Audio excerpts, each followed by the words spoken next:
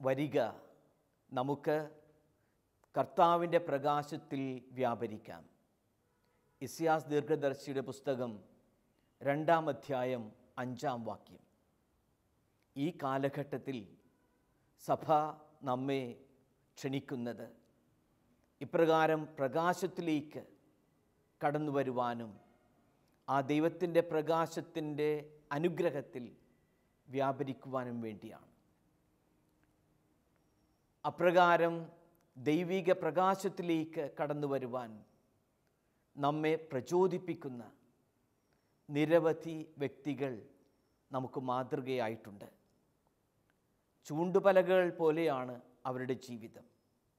നമുക്ക് അനുദിന ജീവിതത്തിൽ മാതൃകയായി തീരുന്നവർ, സ്വയം പ്രതിസന്ധികളും പ്രയാസങ്ങളും നൊമ്പരങ്ങളും ഒക്കെ ഏറ്റെടുത്തിട്ടും വിശ്വസ്തയോടെ അവർ ദൈവീക പാതയിൽ ചരിച്ചവരാണ്.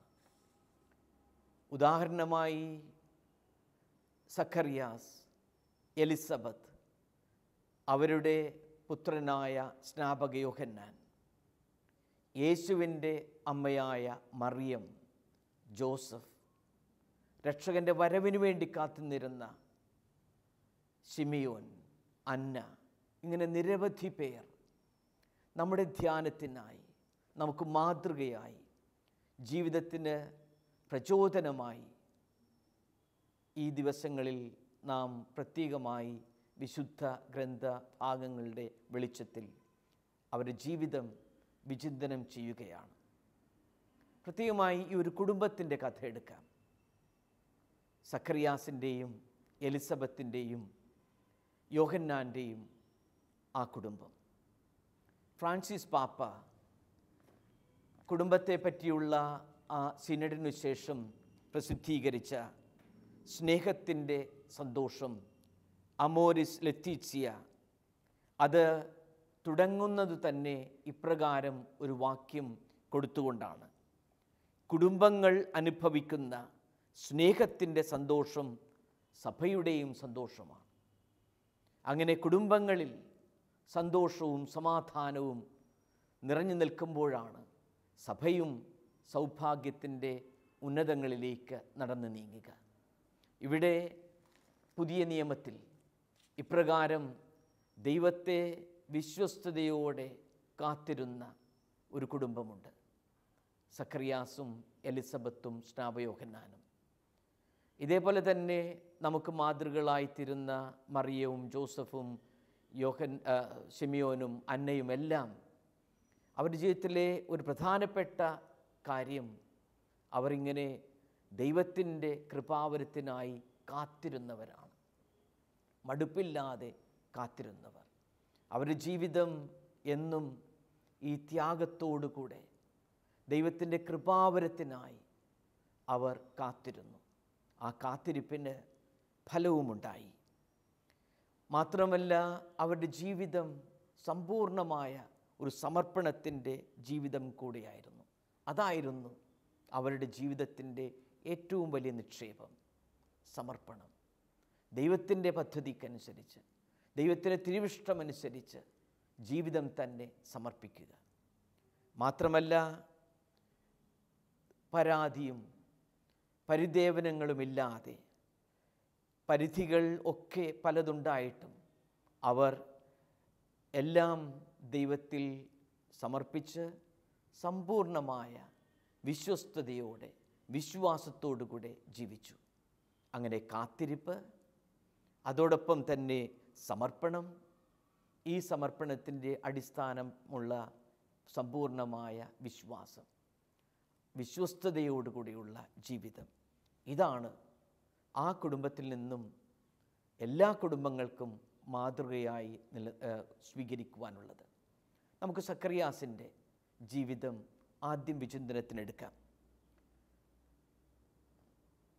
ഇസ്രായേലിൽ അന്ന് ഏകദേശം 20,000-ഓളം പുരോഹിതരുണ്ടായിരുന്നു എന്നാണ് ബൈബിൾ പണ്ഡിതന്മാരുടെ നിഗമനം. അങ്ങനെ വിവിധ ഗണങ്ങളായി ഓരോ ഗണത്തിലും 1000 വീതമുള്ള പുരോഹിത ഗണങ്ങളാണ് ജെറൂസലേം ദേവാലയത്തിൽ ആരാധനയർപ്പിക്കുവാൻ നിയോഗിച്ചിരുന്നത്. പ്രധാന പുരോഹിതരും സ്വാധീനവും അധികാരവുമുള്ള പുരോഹിതർ, ധനാഢ്യരായ പുരോഹിതർ ജെറൂസലേമിലും ജെറീക്കോയിലും ഒക്കെ താമസിക്കുമ്പോൾ സഖറിയാസ് എന്ന ആ സാധാരണക്കാരൻ, വിനീതനായ ആ പുരോഹിതൻ താമസിക്കുക യൂദയായിലെ മലമ്പ്രദേശത്താണ്. യഹൂദ നിയമപ്രകാരം യഹൂദ പുരോഹിതർ വിവാഹം കഴിക്കേണ്ടത് യഹൂദ കുടുംബങ്ങളിൽ നിന്ന് തന്നെയാണ്. അങ്ങനെ പുരോഹിത ഗണത്തിൽപ്പെട്ട അഹറോണിൻ്റെ പുത്രിമാരിൽ ഒരാളായ എലിസബത്താണ് സഖറിയാസിൻ്റെ ഭാര്യ. പക്ഷേ ഇവരുടെ ജീവിതത്തിൽ നമുക്കറിയാവുന്നതുപോലെ വലിയൊരു ദുരന്തം അവർ അനുഭവിച്ചു പോന്നു. യഹൂദ പാരമ്പര്യമനുസരിച്ച് ദൈവത്തിൻ്റെ ആ കൃപാവരത്തിൽ നിന്ന് നിഷ്കാസിതരാകുന്ന 7 കാറ്റഗറിയിൽപ്പെട്ട ആളുകളുണ്ട്. ആ ലിസ്റ്റിൽ ഏറ്റവും ആദ്യത്തെ കാറ്റഗറി അല്ലെങ്കിൽ ഗണം ഭാര്യമാരില്ലാത്ത പുരോഹിതരും ഭാര്യമാർ ഉണ്ടായിട്ടും മക്കളില്ലാത്ത യഹൂദരുമാണ്.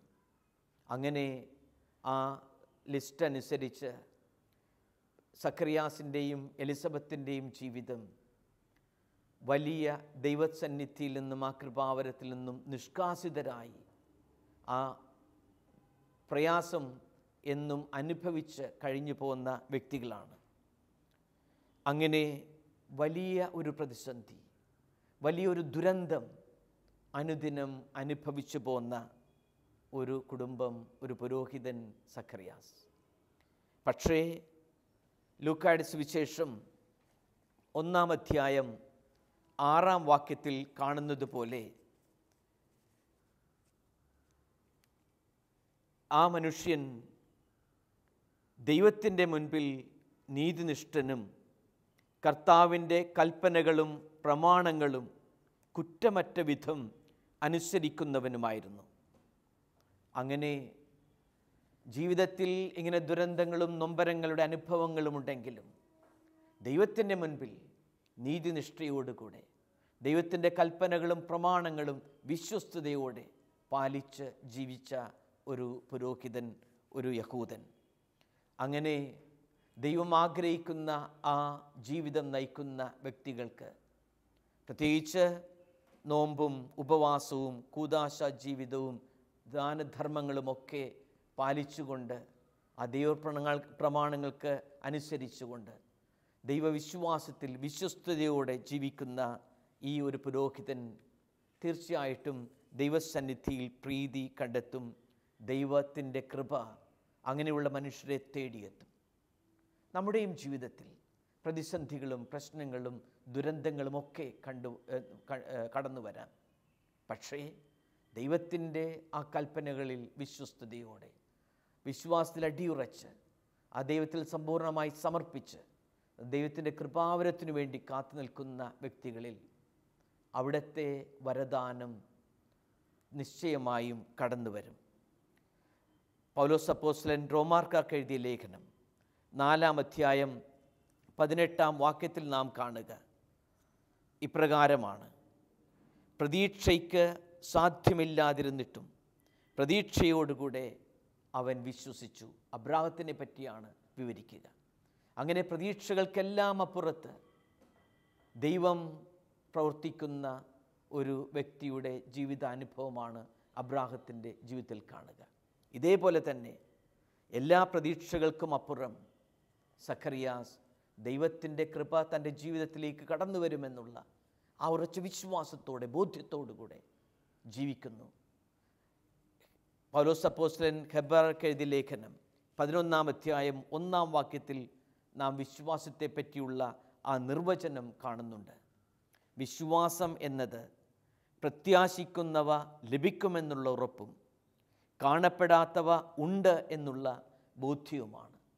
അങ്ങനെ പ്രത്യാശയും കാണപ്പെടാത്തവ ഉണ്ട് എന്നുള്ള ഉറച്ച ബോധ്യവും ഒരു മനുഷ്യനിൽ ഉണ്ടാകുമ്പോൾ ദൈവത്തിൽ സമ്പൂർണമായ പ്രത്യാശ അർപ്പിക്കുന്ന വ്യക്തികൾക്ക് അവിടുത്തെ കൃപാവരത്തിൻ്റെ സാന്നിധ്യം ദൈവത്തിൻ്റെ നിശ്ചയിക്കുന്ന ആ സമയത്ത് കടന്നു വരും. അതാണ് സഖറിയായുടെ അനുഭവം. അങ്ങനെ ദൈവത്തിൽ സമ്പൂർണമായി സമർപ്പിച്ചുകൊണ്ട് വിശ്വസ്തയോടെ ജീവിക്കുന്ന സഖറിയാസ് എന്ന ഈ പുരോഹിതൻ ദൈവത്തിൻ്റെ സന്ദേശം ദൂതനിലൂടെ ലഭ്യമാകുന്നു. അദ്ദേഹത്തിന് ലഭിക്കുന്ന സന്ദേശം ഇതാണ്: സഖറിയ, ഭയപ്പെടേണ്ട, നിൻ്റെ പ്രാർത്ഥന ദൈവം കേട്ടിരിക്കുന്നു. നിൻ്റെ ഭാര്യ എലിസബത്തിൽ നിനക്ക് ഒരു പുത്രൻ ജനിക്കും. നീ അവന് യോഹന്നാൻ എന്ന് പേരിടണം. നിനക്ക് ആനന്ദവും സന്തുഷ്ടിയുമുണ്ടാകും. അനേകർ അവൻ്റെ ജനനത്തിൽ ആഹ്ലാദിക്കുകയും ചെയ്യും. കർത്താവിൻ്റെ സന്നിധിയിൽ അവൻ വലിയവനായിരിക്കും. വീഞ്ഞോ മറ്റ് ലഹരി പാനീയങ്ങളോ അവൻ കുടിക്കുകയില്ല. അങ്ങനെ പ്രതീക്ഷയ്ക്ക് അപ്പുറം വിശ്വസിച്ച ആ മനുഷ്യന് എല്ലാ പ്രതീക്ഷകളുടെയും ആധാരമായ ദൈവത്തിൻ്റെ സന്ദേശം ലഭിക്കുന്നു. തൻ്റെ പ്രാർത്ഥന ശ്രവിച്ചുകൊണ്ട് ദൈവം ആ മനുഷ്യനെ കരുണയോടെ കടാക്ഷിക്കുന്നു. വിശ്വസ്തയോടെ ദൈവസന്നിധിയിൽ വ്യാപരിക്കുന്ന വ്യക്തികൾക്ക് ഉണ്ടാകുന്ന അനുഗ്രഹമാണത്. പക്ഷേ സാവധാനം ഈ സന്ദേശം കിട്ടിയ അടുത്ത ക്ഷണം സഖറിയ മൗനിയായി കാണപ്പെടുന്നു. ആ മൗനം ഒരുപക്ഷേ ദൈവത്തിൻ്റെ ശിക്ഷയായി ചിലർ വ്യാഖ്യാനിക്കാമെങ്കിലും, കാരണം വിശ്വസിക്കാത്തതിന് ഉള്ള പ്രയാസം അല്ലെങ്കിൽ സംശയിച്ചതിൻ്റെ കാരണം. പക്ഷേ ദൈവത്തിൻ്റെ കൽപ്പനയിൽ ആശ്രയിച്ച് ജീവിക്കുന്നവർക്ക്, വിശ്വസ്തയോടെ അവിടുത്തെ ശുശ്രൂഷിക്കുന്നവർക്ക് ദൈവം നൽകുന്ന ഒരു അടയാളം തന്നെയാണ്. പിന്നീട് സഖറിയാസ് ഈ മൗനത്തിൽ നിന്നും മോചിതനാകുന്നത് ദൈവത്തെ സ്തുതിച്ച് ആലപിക്കുമ്പോഴാണ്. ലൂക്കായുടെ സുവിശേഷം 1-ാം അധ്യായം 64-ാം വാക്യത്തിൽ നാം അത് കാണുന്നു. അങ്ങനെ ദൈവത്തെ സ്തുതിക്കുവാൻ വേണ്ടി തൻ്റെ വായ് തുറക്കപ്പെടുന്നു, നാവിൻ്റെ കെട്ട് അഴിക്കപ്പെടുന്നു. ആ മൗന വ്രതത്തിൽ നിന്ന് ആ മനുഷ്യൻ പുറത്തേക്ക് വരുന്നു. സഖറിയാസ് എന്ന ആ കുടുംബനാഥനിൽ നിന്നും എല്ലാ കുടുംബനാഥന്മാർക്കും പഠിക്കുവാനുള്ള പാഠം ഇതാണ്. നമ്മൾ ഓരോ വിശ്വാസിക്കുമുള്ള പ്രചോദനം ഇതാണ്: ദൈവത്തിൻ്റെ സന്നിധിയിൽ കാത്തിരിക്കുന്നവർക്ക് കൃപയുടെ സമൃദ്ധി കടന്നു വരും. വിശ്വസ്തയോടെ അവിടുത്തെ ശുശ്രൂഷിക്കുന്നവർക്ക് ആ വരദാനത്തിൻ്റെ അനുഭവം ജീവിതത്തിലുണ്ടാകും. ഇതേപോലെ തന്നെ എലിസബത്തിൻ്റെയും ജീവിതം. പുതിയ നിയമത്തിൽ നാം എലിസബത്തിനെ പറ്റിയുള്ള പ്രതിപാദ്യം, എലിസബത്ത് എന്നുള്ള വാക്ക് തന്നെ 9 പ്രാവശ്യം ഉപയോഗിക്കുന്നതായി നമുക്ക് കാണാം. ദൈവമാണ് എൻ്റെ വാഗ്ദാനം, അതാണ് എലിസബത്ത് എന്ന ആ വാക്കിൻ്റെ അർത്ഥം. അല്ലെങ്കിൽ ദൈവമാണ് എൻ്റെ സമൃദ്ധി.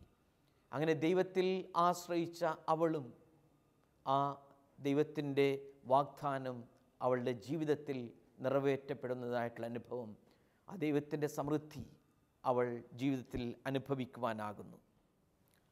ലൂക്കായുടെ സുവിശേഷം 1-ാം അധ്യായം 24 മുതൽ നാം വായിക്കുന്നു: താമസിയാതെ അവൻ്റെ ഭാര്യ എലിസബത്ത് ഗർഭം ധരിച്ചു. 5 മാസത്തേക്ക് അവൾ മറ്റുള്ളവരുടെ മുൻപിൽ പ്രത്യക്ഷപ്പെടാതെ കഴിഞ്ഞുകൂടി.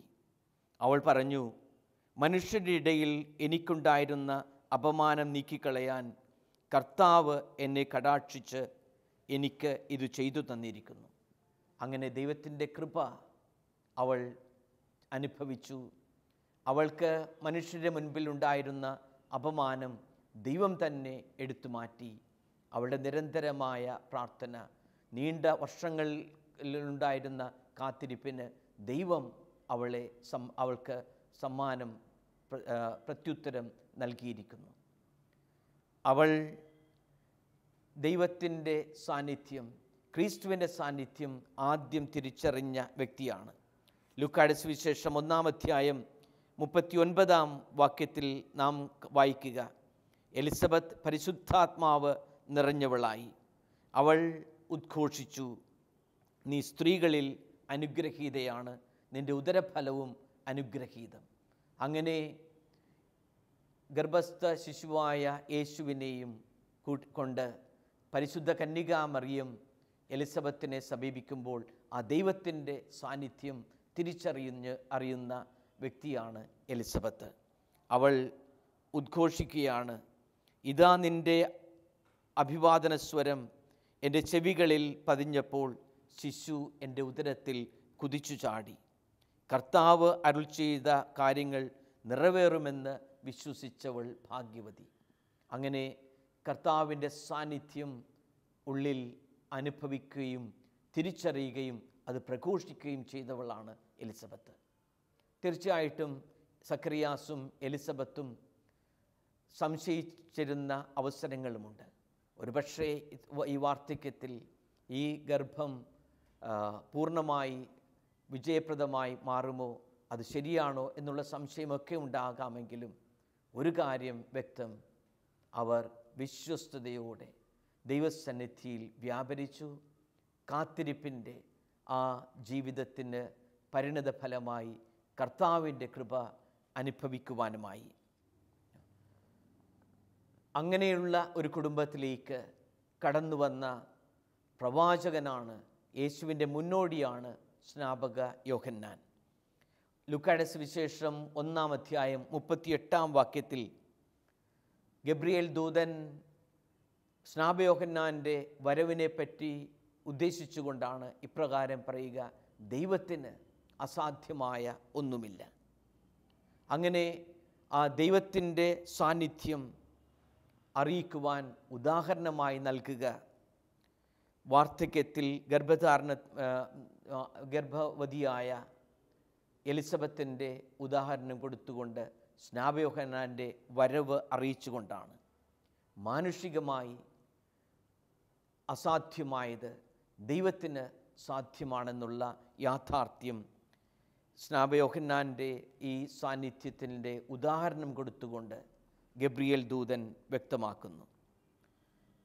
സ്നാപക യോഹന്നാനും യേശുവിൻ്റെ സാന്നിധ്യം ഉദരത്തിലായിരുന്നപ്പോൾ തന്നെ തിരിച്ചറിയുകയും ആ ഗർഭസ്ഥ ശിശു കുതിച്ചു ചാടിയതും സന്തോഷം കൊണ്ട് പൂരിതനായതുമൊക്കെ നമുക്കറിയാം.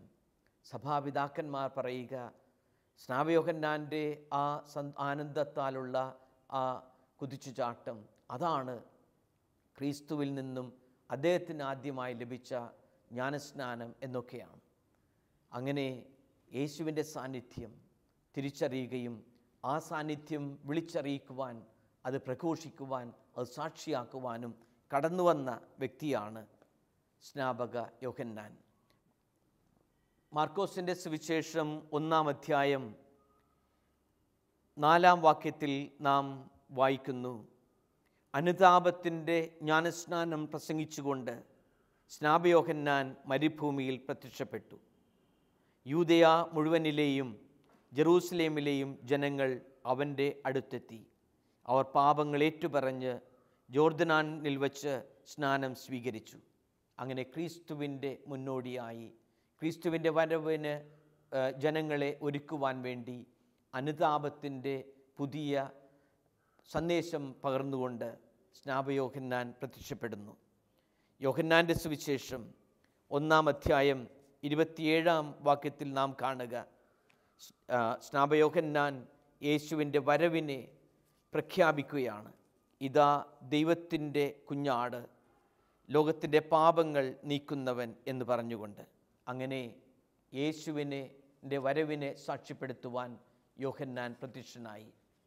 എളിമയുടെ പ്രതീകം, അതേസമയത്ത് തന്നെ ആഴമുള്ള ധാർമ്മിക മൂല്യങ്ങളിൽ ഉറച്ചു നിൽക്കുന്ന ഒരു ജീവിതം.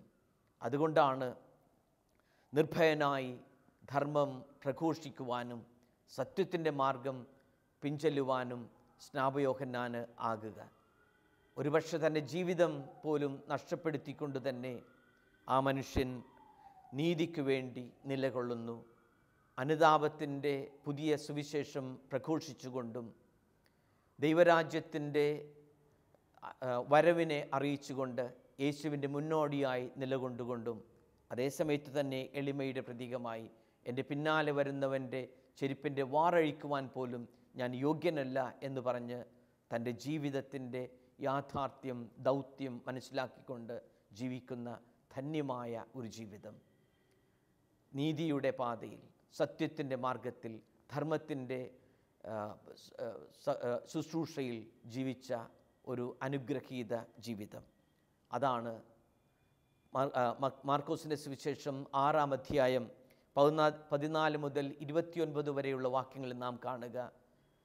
ആ മനുഷ്യൻ്റെ ജീവിതം എപ്രകാരം ഒരു സാക്ഷ്യമായി മാറുന്നു, ജീവിതം തന്നെ നഷ്ടപ്പെടുവാനുള്ള സാധ്യത കൈവരുന്നുവെന്ന്.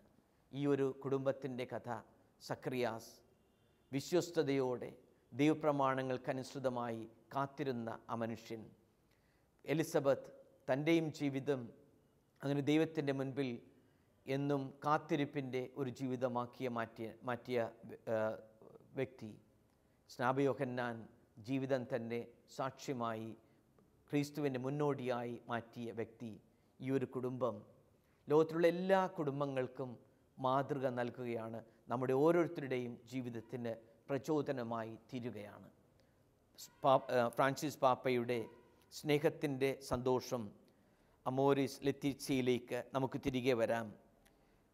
സങ്കീർത്തനം 128 ഉദ്ധരിച്ചുകൊണ്ട് ഫ്രാൻസിസ് പാപ്പ പറയുന്നു, ഭവനത്തിൽ ഭാര്യയും ഭർത്താവും മേശയ്ക്കു ചുറ്റും ഇരിക്കുമ്പോൾ കുട്ടികൾ അവരുടെ അരികിൽ ഒലിവ് തൈകൾ പോലെ ആയിരിക്കും. അതായത് ഊർജവും സജീവത്വവും നിറഞ്ഞവരായിരിക്കും. മാതാപിതാക്കൾ ഒരർത്ഥത്തിൽ ഭവനത്തിൻ്റെ അടിസ്ഥാനമാണെങ്കിൽ കുട്ടികൾ ആ ഭവനത്തിൻ്റെ സജീവ ശിലകളായി മാറും. പത്രോസിൻ്റെ 1-ാം ലേഖനം 2:5 ഉദ്ധരിച്ചുകൊണ്ട് പാപ്പ പറയുന്നു. അങ്ങനെ ഒരു കുടുംബം മുഴുവൻ സഭയുടെ സാക്ഷികളായി മാറണം, ക്രിസ്തുവിൻ്റെ സജീവ ശിലകളായി പരിണമിക്കണം. കുടുംബ സുവിശേഷ പ്രഘോഷണം ഇന്ന് എന്ന ഭാഗത്ത് ഫ്രാൻസിസ് പാപ്പ പ്രത്യേകമായി പറയുന്നു, കുടുംബ സുവിശേഷത്തെ ഹൃദയങ്ങളെയും ജീവിതങ്ങളെയും നിറയ്ക്കുന്ന ഒരു സന്തോഷമെന്ന നിലയിൽ ജനങ്ങൾ അനുഭവിക്കുക എന്നത് പ്രധാനപ്പെട്ട കാര്യമാണ്. ഫ്രാൻസിസ് പാപ്പയുടെ എവഞ്ചേലി ഗൗദിയും എന്ന ആ ചാക്രിക ലേഖനത്തിൻ്റെ 1-ാം അധ്യായം ഉദ്ധരിച്ചുകൊണ്ട് തന്നെ പറയുക, നാം ക്രിസ്തുവിൽ പാപത്തിൽ നിന്നും ദുഃഖത്തിൽ നിന്നും ആന്തരിക ശൂന്യതയിൽ നിന്നും ഏകാന്തതയിൽ നിന്നും സ്വതന്ത്രരാക്കപ്പെട്ടിരിക്കുന്നു. വിതക്കാരൻ്റെ ഉപമയിലെന്ന പോലെ നാം വിത്ത് വിതയ്ക്കാൻ സഹായിക്കുന്നതിന് വിളിക്കപ്പെട്ടിരിക്കുന്നു. നമ്മുടെ ഓരോരുത്തരുടെയും ജീവിതം, പ്രത്യേകിച്ച് ഓരോ കുടുംബത്തിൻ്റെയും ജീവിതം ക്രിസ്തുവിൻ്റെ സജീവ സാക്ഷികളായി ഈ ആധുനിക കാലഘട്ടത്തിൽ സുവിശേഷത്തിൻ്റെ പ്രഘോഷകരായി മാറുവാനുള്ള ആഹ്വാനമാണ് നമുക്ക് ഫ്രാൻസിസ് പാപ്പയും നമ്മുടെ മുൻപിൽ വയ്ക്കുക. നമുക്കൊരു നിമിഷം പ്രാർത്ഥിക്കാം. സ്നേഹപിതാവായ ദൈവമേ, ഞങ്ങൾക്ക് പ്രചോദനമായി തരുന്ന വിവിധ കുടുംബങ്ങളിൽ മാതൃകയായി സക്കറിയാസിൻ്റെയും എലിസബത്തിൻ്റെയും സ്നാപയോഹന്നാൻ്റെയും കുടുംബമുണ്ട്.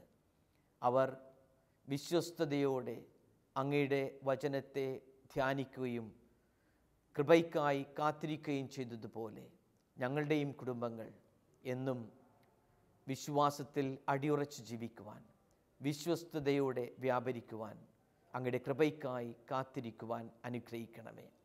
ഞങ്ങളായിരിക്കുന്ന സാഹചര്യങ്ങളിൽ സുവിശേഷത്തിൻ്റെ സജീവ സാക്ഷികളായി തീരുവാനും അനുഗ്രഹിക്കണമേ. പ്രിയമുള്ളവരെ, നമ്മുടെ ഓരോ കുടുംബങ്ങളും വത്തിക്കാൻ കൗൺസിൽ ഓർമ്മിപ്പിക്കുന്നത് പോലെ ഒരു പ്രാദേശിക സഭയാണ്. ആ സഭ സജീവമായി നിൽക്കുമ്പോഴാണ് എന്നും സന്തോഷത്തിൻ്റെ പര്യായമായി ഓരോ കുടുംബവും നിലകൊള്ളുക.